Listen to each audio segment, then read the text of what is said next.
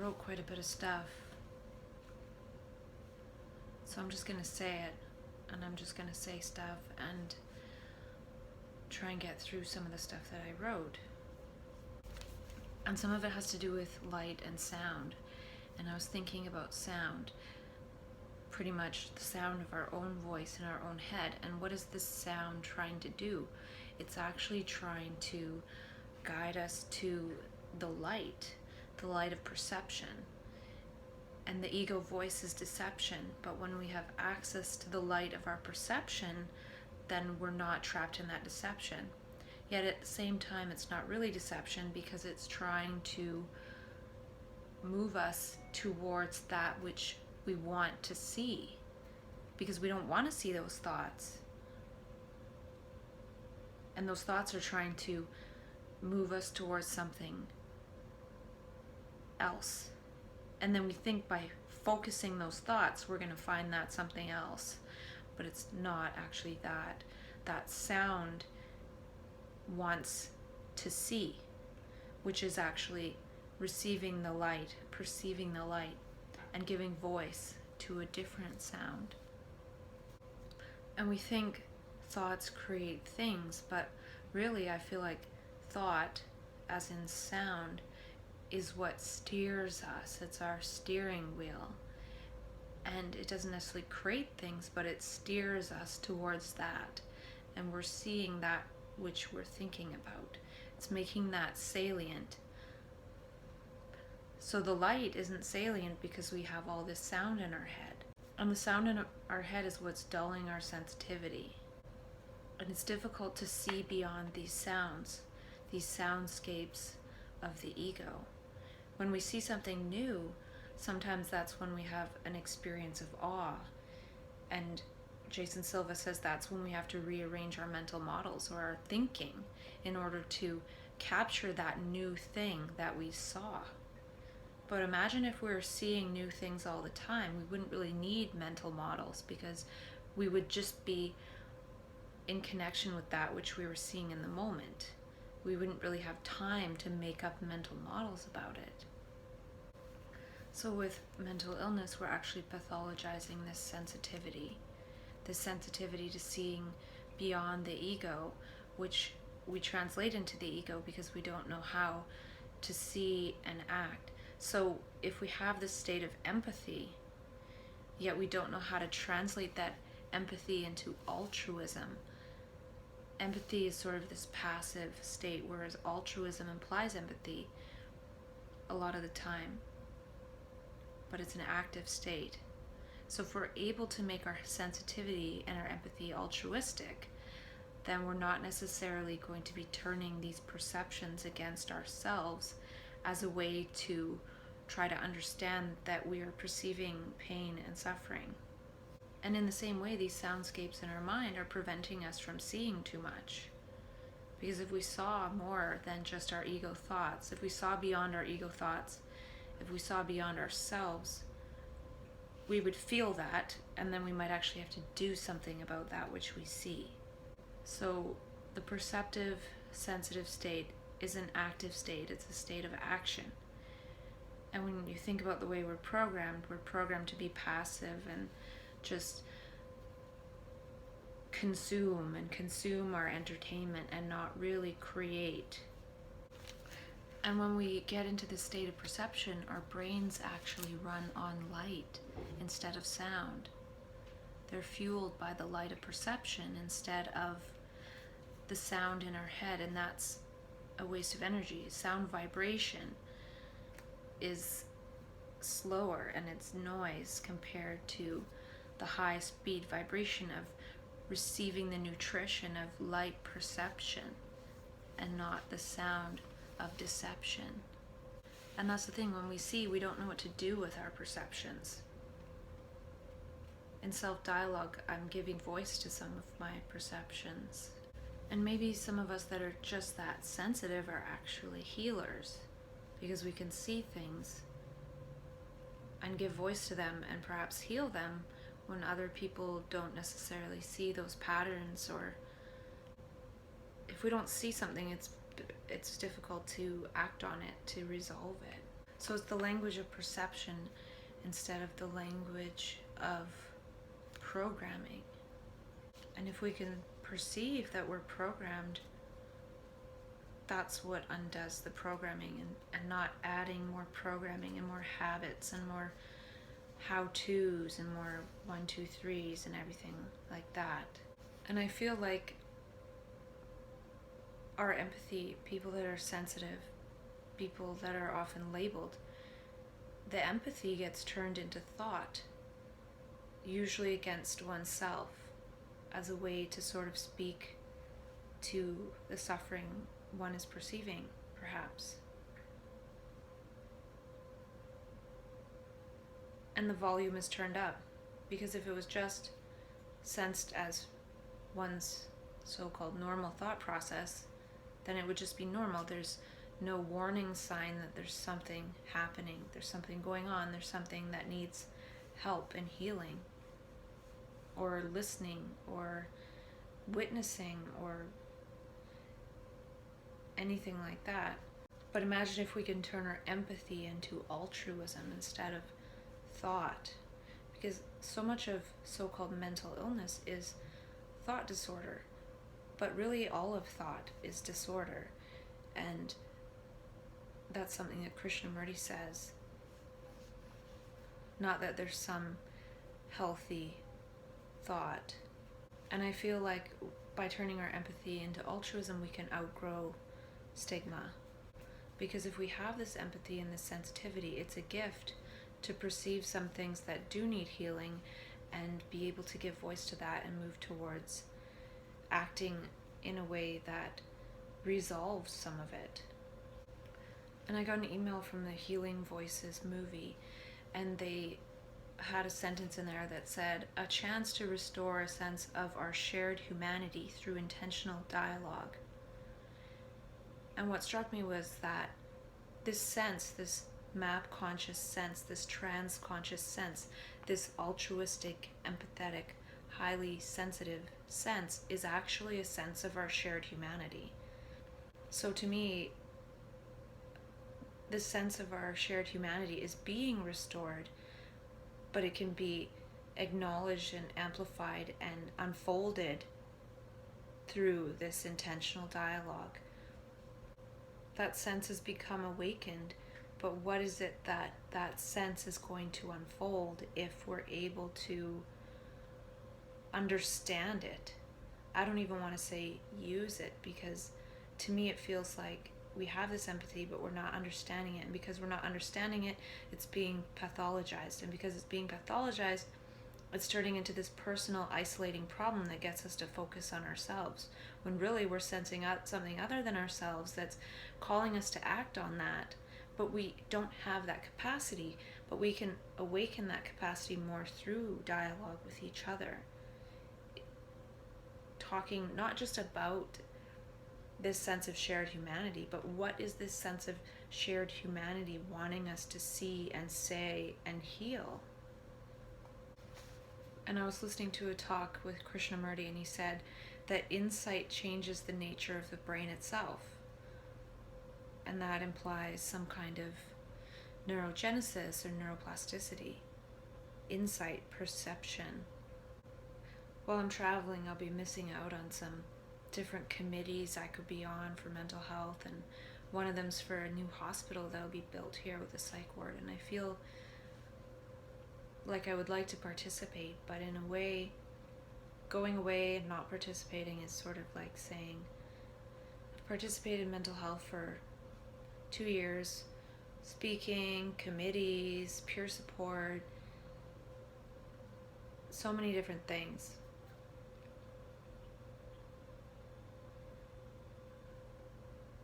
And I don't know if the system can be changed, and it will change slowly like it does.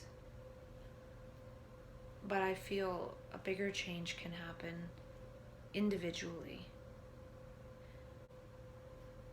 And by now, feeling somewhat free from the psych ward and the mental health system, not completely, but free enough to travel and feel safe doing that.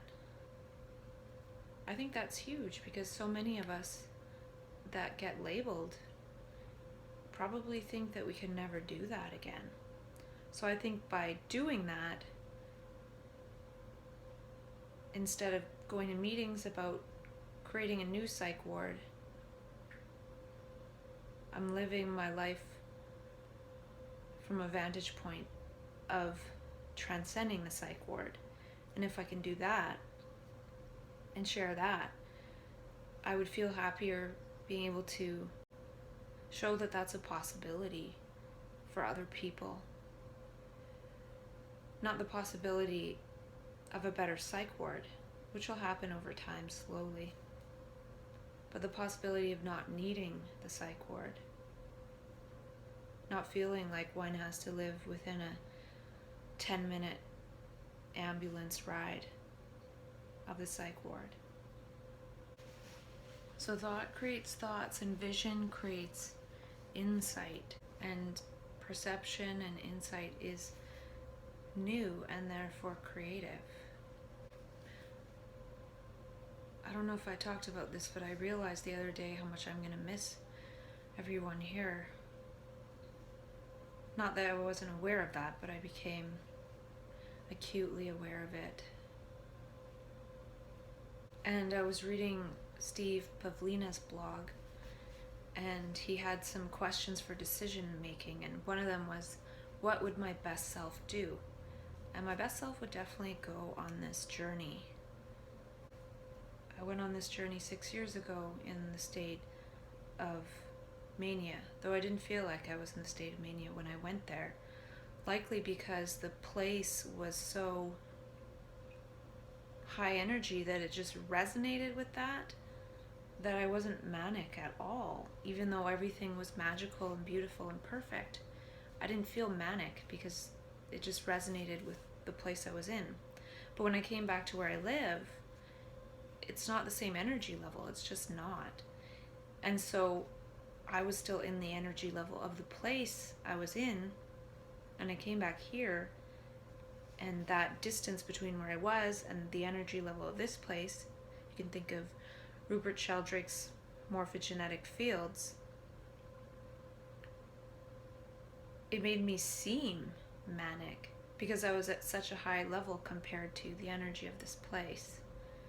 So that's the space that I worry about when I come back. I'll still be in this higher energy. Well, how do I get back to this lower energy without seeming so high? We'll see about that. And he asked, do I want the memory? I do want the memory of going on this trip. And he also asked, can I reverse this decision? And I can come back if I'm not doing well or not enjoying myself, so it's not etched in stone. Is this decision testable? Well, I've already been to the place, I've already been to the area, so I already know that I like it, so I have tested it out before. And I also listened to an interview of him by somebody, and he was talking about his open relationship status and how he navigates that, and how when he started talking about it openly, then people that were like-minded could find him. So if you broadcast your differences, like-minded people can find you. And that's actually one of the cool things that could come about in these videos, is that like-minded people might start conversations with me. Where I live, it's hard to find people that think about mental health differently. And that's why a lot of people go to online communities to find like-minded people, because it's easier than just leaving it to random chance of meeting people. Steve Pavlina was also talking about polyphasic sleep and how he did a 5.5-month stint of sleeping like that, which is something like sleeping for 20 minutes every 4 hours or something. So he commented that it's like you're up all the time. It's like every day just melds into one long day. And I was thinking about people who go into mania, and when I was in that state for the first time, 6 years ago, and I was sleeping only 2 hours a night. And I would lay down maybe once in a day. And I was wondering if sometimes people just naturally go into this polyphasic sleep. Some people go into it mania. Some people condition themselves to have that lifestyle. Not very many. But what I'm trying to say is perhaps polyphasic sleep is natural for some people at some time, in that people in mania go into that kind of sleep cycle. Similar. Or imagine if somebody's in mania, they're only sleeping 2 hours a night. What if that person tried polyphasic sleep and actually tried to get into a routine of sleeping 20 minutes every 3 or 4 hours or whatever it is? Maybe their body's just naturally going into that, because it's a state of really being active and acting in the moment. And when we're acting in the moment, we become a unit of action of the universe, and the universe is trying to get stuff done through us. And maybe in a way, we as manics need to practice understanding how the universe is trying to get stuff done through us. Because it's not necessarily all stuff that we would do and we would want to do. The universe is trying to use us to get stuff done. So I'm just wondering if, instead of thinking somebody needs to be drugged into sleeping 8 hours a night, maybe they just need to find a different type of sleep pattern. And maybe it's not really congruent with the pattern of society. So if somebody has an 8-hour day job and they're a manic and they're wanting to do polyphasic sleep, it might be difficult. But when somebody is a manic, they're sort of employed by the universe, and the pay kind of sucks. But if we were able to understand it and harvest it, then it might actually pay well if people were seen for their insightfulness and their ideas and innovations and harvested. So it's like harvesting the human brain. When the brain goes into a high energy state and somebody has access to that, they should be harvested. And that's usually missed because a person is caught when the tail end of that energy is fizzling out, and then they're starting to go into a place of fear and things because they've just been in a state with access to other information than one is used to. And being in that high energy and inspirational and ecstatic state, when one comes back to regular consciousness,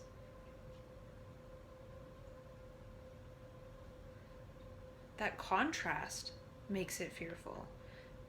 Going from being ecstatic to being normal is scary. And it's almost like this, it's almost like a person has access to this pocket of energy, and it doesn't last forever. And part of the reason why it doesn't last forever is that somebody has to also coexist in the consensus reality. And if the pocket lasted forever, it would make it difficult for the person to exist in consensus reality. So I sort of wonder if I could do polyphasic sleep, because I've already experienced a long period of time where I was only sleeping 2 hours a night. I've sort of thought about how it seems like now I just make videos part-time. I just talk to myself part-time. Sometimes an hour a day, sometimes 3 or 4 hours a day. When I add in editing and stuff. And sometimes I wonder if I should be trying to create something specific. But I feel like if I just keep having this conversation with myself, at some point I'll know what to do. I feel called to talk about this stuff, and I have for quite a while. I even found a video from like 2 years ago where I was sort of testing just making a video.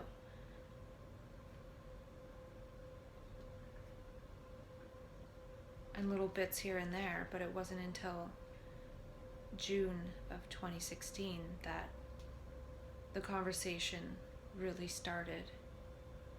And I guess part of my plan is to talk to myself for about 14 months and then maybe just release it all at once or slowly over time. I don't know.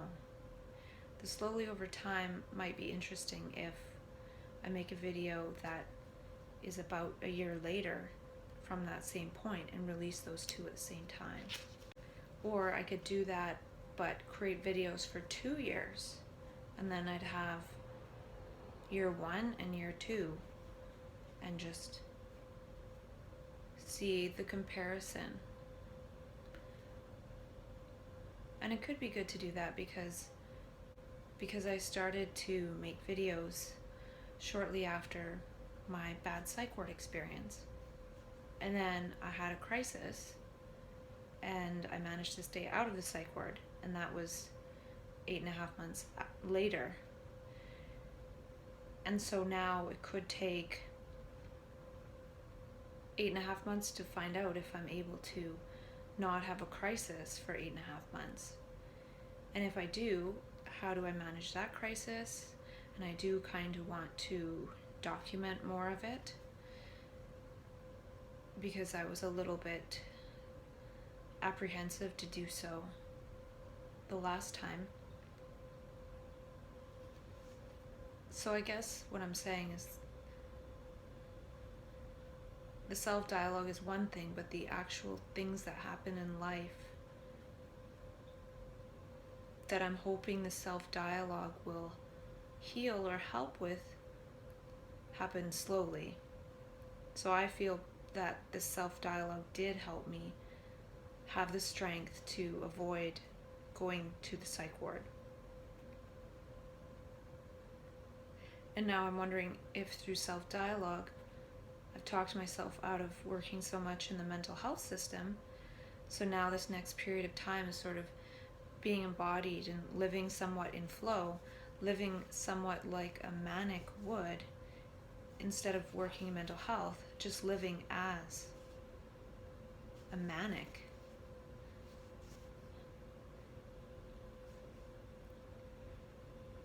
And seeing what happens. So that's the embodied part. And during that time, I want to harvest some of my self-dialogue. So I've harvested my mania. I've talked a lot about so many different things, which has helped me embody somebody who can avoid the psych ward, which makes me feel free enough to travel, to live like a manic. It's almost like I'm starting from the beginning. I was living like a manic. I came back here and I went crazy.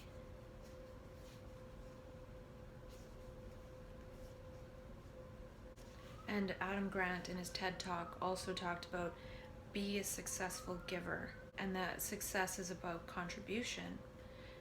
And I'm hoping that this can be part of my contribution. I really don't know, but if it helps somebody see themselves differently, see their gifts and their strengths, then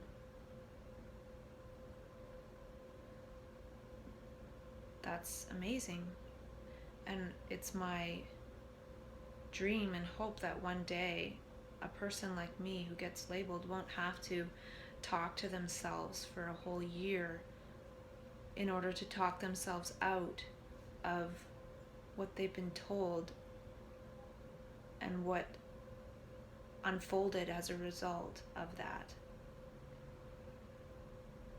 Maybe some of this stuff will be self-evident,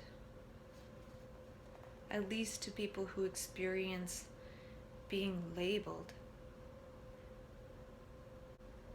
I hope it allows people to trust more in their own subjective experience, what we feel in our hearts, and what we see with our eyes. Sometimes the words are all confused.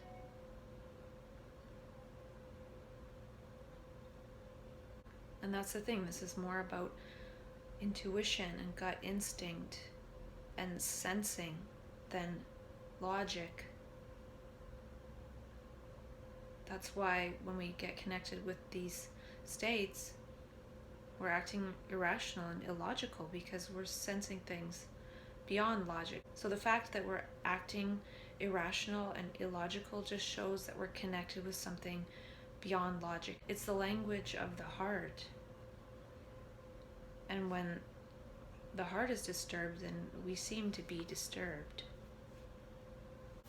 And Adam Grant, in his talk, shared a word I've never heard. He shared the word pronoia, which is the opposite of paranoia. So in paranoia, we think everybody's conspiring against us. But in pronoia, we think everything is conspiring to help us. That's sort of what mania feels like, actually, and that's what synchronicity is. So can we be pronoia for each other as peers? Can we conspire to help each other? And do everything we can to help each other? And Adam Grant was interesting in that he said that he wants to help create a world where givers succeed. And I think people who get connected with trans consciousness and this altruism are givers,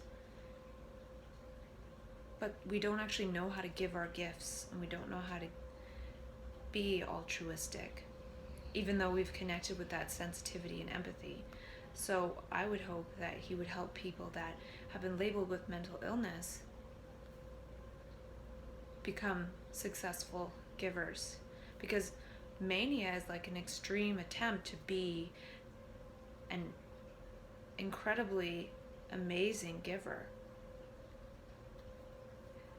And then when it doesn't last, we fall into this pattern of being takers of the mental health system, and that is a system of help that we don't even want to take. Who wants that? But we're forced to take it. We're programmed to take it. And I think part of the solution is to reconnect with that giver consciousness.